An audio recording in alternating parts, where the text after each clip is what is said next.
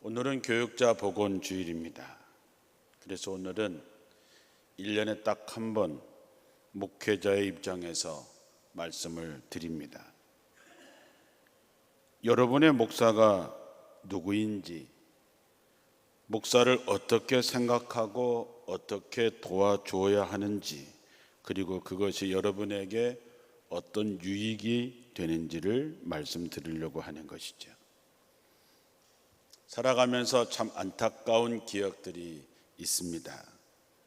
제게도 정말 귀하고 신실한 후배 목사가 한 사람 있었습니다. 그는 정말 큰 목회를, 바른 목회를 할 사람이었고 장차 감리교회 리더가 될 만한 아주 좋은 후배였습니다. 그가 새로운 교회에 심한 갈등이 겪고 있는 교회로 부임을 하게 됐고 한 2년쯤 지났을 때에 어느 날 제게 찾아왔습니다. 그리고 제게 이렇게 말했습니다. 형, 나 심장에 문제가 생겼나 봐요. 이러다가 죽을 것 같아요. 마치 공황장애로 호흡하기조차 힘들어하는 듯한 그의 모습일 때에 저는 참 냉정하게 말했습니다. 견뎌. 원래 우리 길이 그런 길이 아니냐. 그러니 견뎌내고 버텨내는 것 말고 다른 방법이 없어. 그 목사는 목회를 그만두었습니다. 너무 안타깝고 안타까운 일이지요. 시간이 지나고 난 다음에 내가 그때 냉정하게 얘기하는 것이 아니라 좀 따뜻하게 위로해 주고 격려해 주었어야 되는 게 아닌가 하는 생각에 지금도 후회스럽기도 하지요. 요즘에 모든 병의 원인을 스트레스로 보는 경향이 많고 사실 그렇습니다. 여러분도 많은 스트레스를 가지고 그 속에서 살아가고 계시지만 목회자는 여러분과는 또 다른 많은 스트레스 가운데 살고 있습니다. 왜냐하면 목회자는 영적 전쟁 가운데 있는 사람이기 때문입니다. 목회자는 하나님께서 자신에게 맡겨준 성도의 영혼을 지키기 위해서 싸우는 사람입니다. 에베소서 6장 12절에 우리는 사람을 대항하여 싸우는 것이 아니라 하늘과 이 어두운 세상을 지배하고 악한 영들인 마귀들을 대항하고 싸우고 있습니다. 여러분, 마귀들이 교회를 공격할 때 목회자를 가장 먼저 공격의 대상으로 삼는다고 하는 것은 놀랄 만한 일이 아닙니다. 마귀는 목사가 예수 그리스도의 능력에 있는 말씀을 전파하는 것을 수수방관하지 않습니다.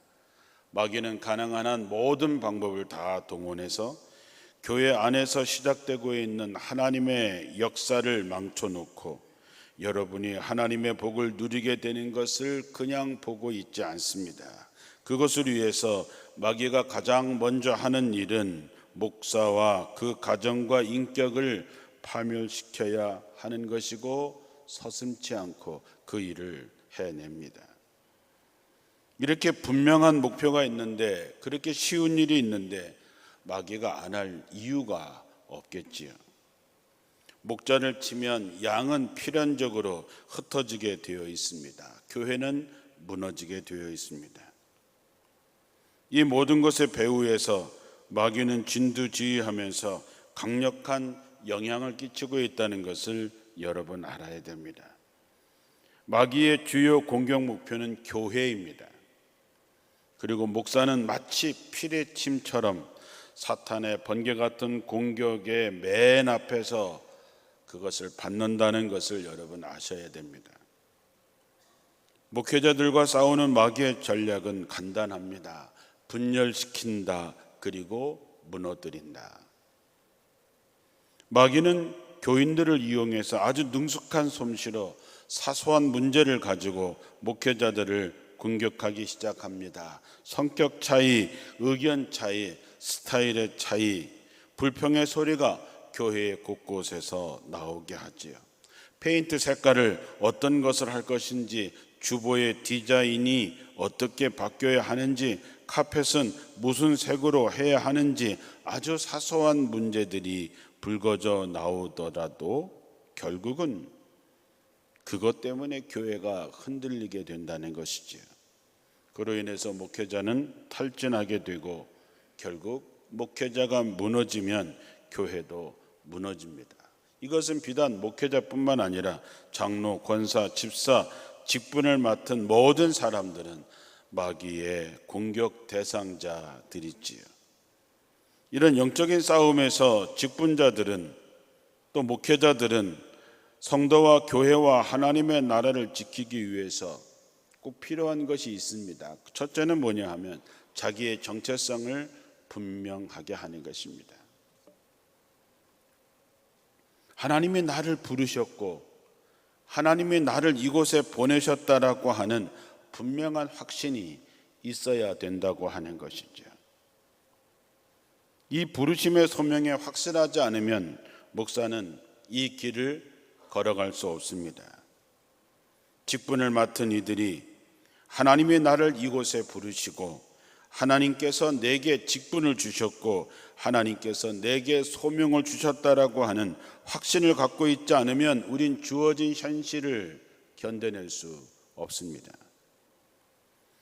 나를 하나님께서 부르셔서 이곳에 보냈다는 확신이 있어야 어떤 상황에서도 견뎌내고 목회할 수 있습니다.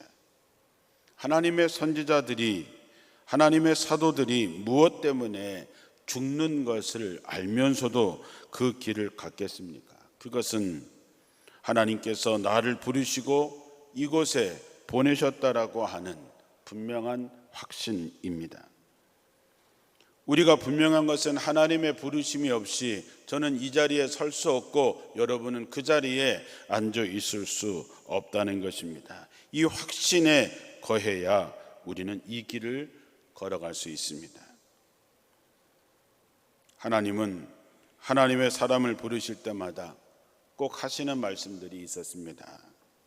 내가 너와 함께 하겠다. 그러니 두려워하지 말아라. 떨지 말아라. 내가 너를 강하게 하겠다. 내가 너를 도와주고 내 승리의 오른팔로 너를 붙들어 주겠다. 이것이 분명하면 하나님께서 가라 하셨으면 하나님이 책임져 주실 거라고 하는 믿음이 생기는 것이고 흔들리지 않고 그 길을 걸어가는 것이죠. 내가 어떤 사람이냐가 중요한 것이 아니라 하나님이 나와 함께 하시느냐 아니냐가 중요한 것이죠. 하나님이 여러분을 부르셨다면 하나님이 세상 끝날까지 여러분과 함께 하실 것입니다. 믿음이라고 하는 것은 하나님이 살아계시고 나와 함께 하신다고 하는 확신에 거하는 것입니다. 이 믿음이 여러분에게 있다면 여러분의 목사님은 하나님이 부르셔서 우리를 위해서 보내셨다라고 하는 그 믿음이 흔들려서는 안 됩니다. 이것이 흔들리면 목자와 양의 관계가 성립되지 않습니다. 목자와 양의 관계가 흔들리면 영적 전쟁에서 절대로 이길 수 없습니다. 요한복음 10장에 보면 선한 목자의 이야기가 나오지요. 선한 목자는 양들을 위해서 목숨을 버리지만 삭구는 위험하면 양을 버리고 도망가게 되어 있습니다. 목자와 양의 관계는 믿음입니다. 서로 알고 그 음성을 듣고 따라야 합니다. 따르지 않는 관계가 무슨 의미가 있겠습니까? 오늘 저녁부터 우리 교회에서 지방연합성회가 모입니다.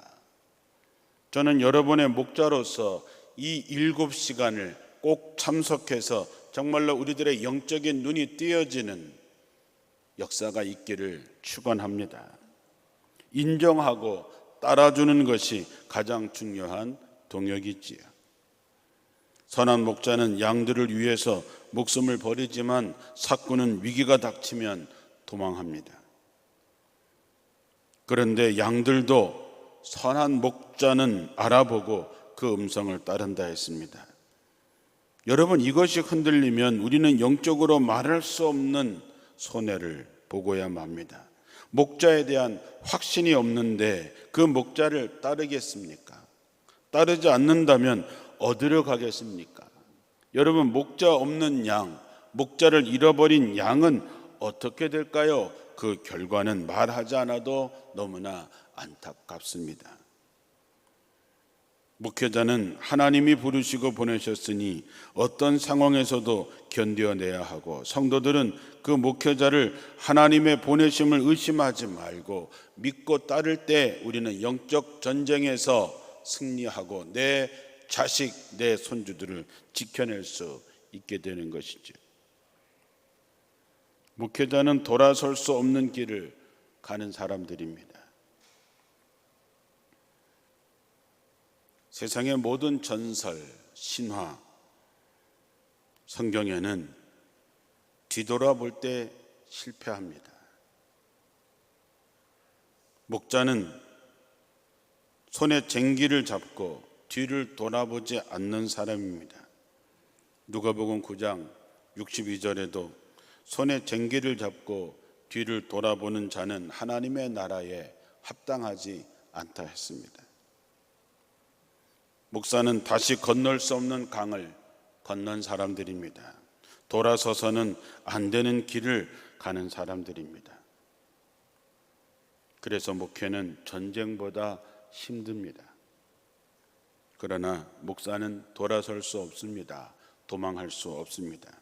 하나님이 지시하는 곳으로 가야 하고, 그래서 하나님만을 의지할 수밖에 없는 것이죠. 목사는 여러분들이 원하는 것을 해주는 사람이 아니라 하나님이 원하시는 길을 가야 하기 때문에 힘들고 외롭습니다. 인간적으로 더 서글픈 것은 성경에서 하나님은 주의 종들에 대해서 결코 관대하지 않습니다. 성경을 보면 하나님은 부르시고 보내시고 죽도록 고생하는 종들에게 호의적이거나 관대하지 않으셨습니다. 예언자들의 삶이나 사도들의 삶을 보면 알 수 있습니다. 하나님이 말씀하시면 세상의 모든 수모를 감당해내야 됐습니다. 수모스러운 일, 수치스러운 일을 하게 하십니다. 그러면서도 하나님의 방법이 아닌 것으로 제사를 드리거나 그 말씀을 따르지 않으면 가차없이 죽이셨습니다.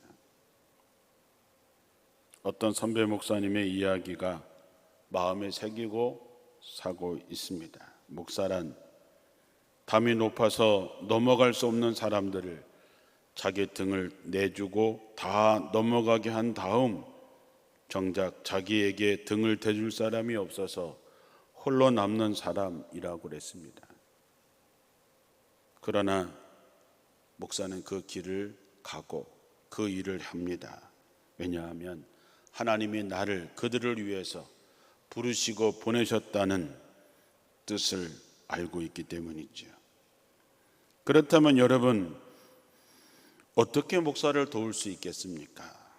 오늘 말씀에 교우 여러분, 여러분에게 당부합니다. 여러분과 함께 있으면서 수고하고 주님의 뜻을 받들어 여러분을 지도하고 훈계하는 이들을 존경하십시오.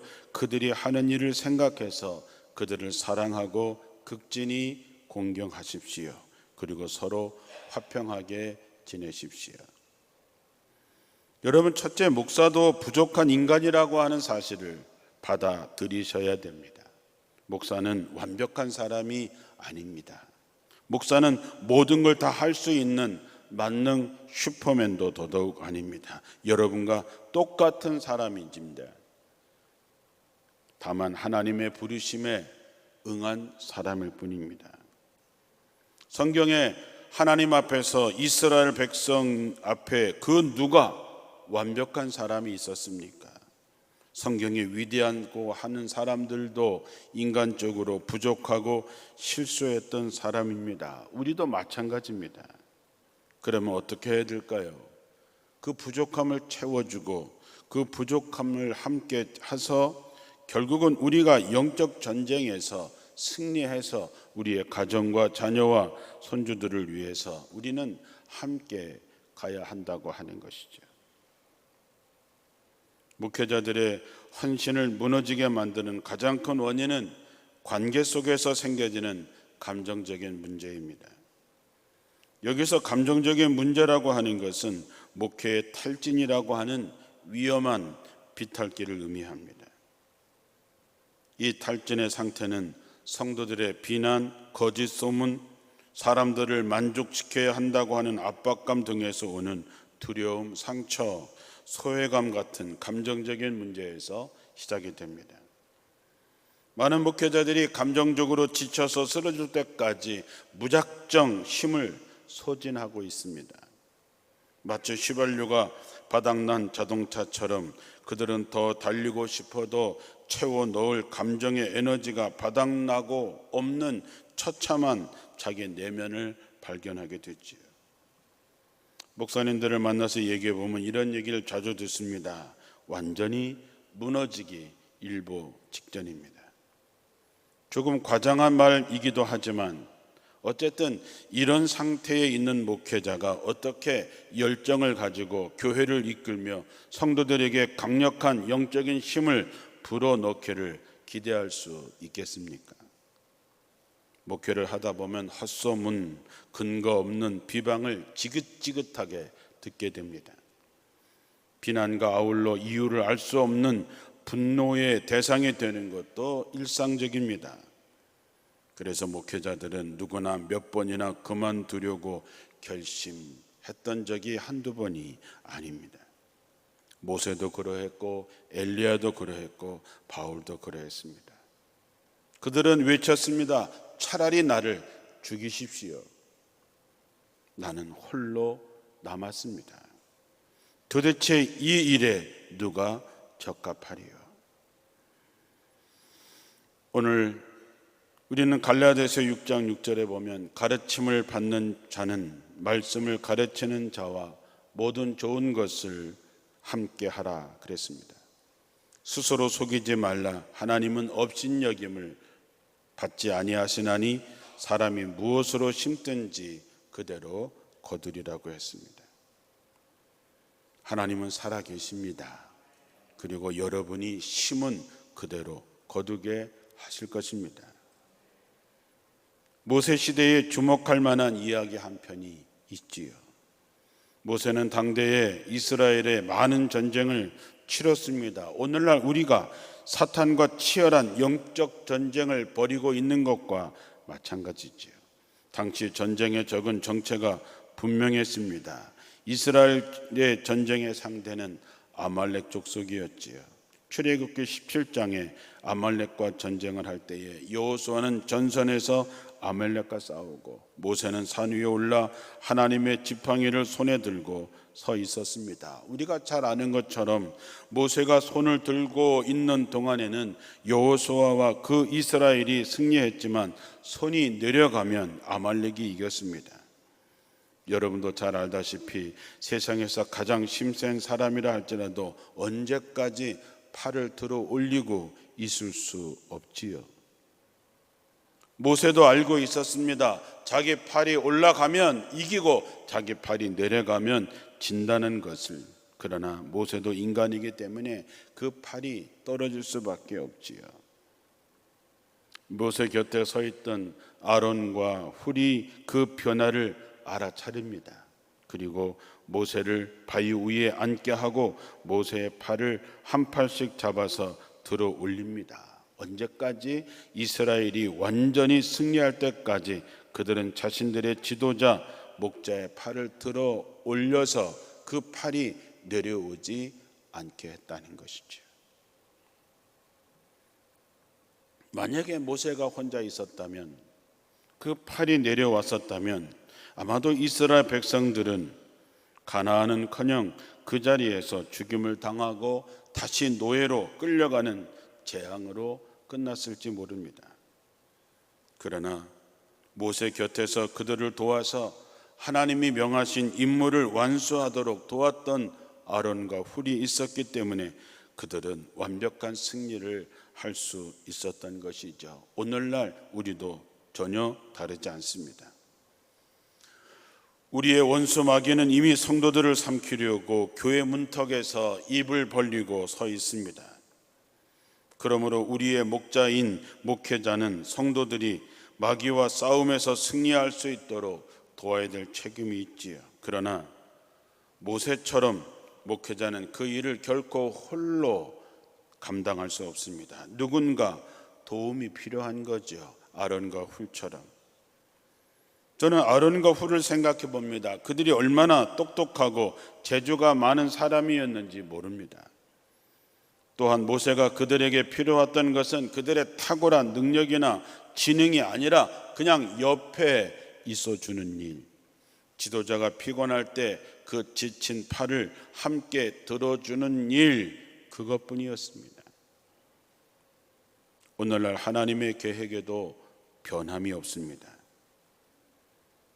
매일 영적 전쟁에서 승리할 수 있는 일은 여러분 한 사람 한 사람이 여러분이 할 수 있는 일을 가지고 목회자의 팔을 들어주는 것입니다. 가장 중요한 것은 믿고 따라주는 것이죠. 목사의 피곤한 팔을 들어주기 위해서, 그의 영혼의 힘을 불어넣기 위해서 언제나 함께 할 수 있는 사람, 곁에 있어주는 사람, 바로 그가 목회자를 살리고 교회를 살리고 하나님의 나라를 이루는 진정한 동역자가 되는 것이죠. 바라기는 오늘 함께 예배하는 여러분들이 목사님들에게 언젠가는 헤어져도 평생 마음에 남는 귀한 동역자들이 되시기를 주님의 이름으로 축원합니다. 기도하겠습니다.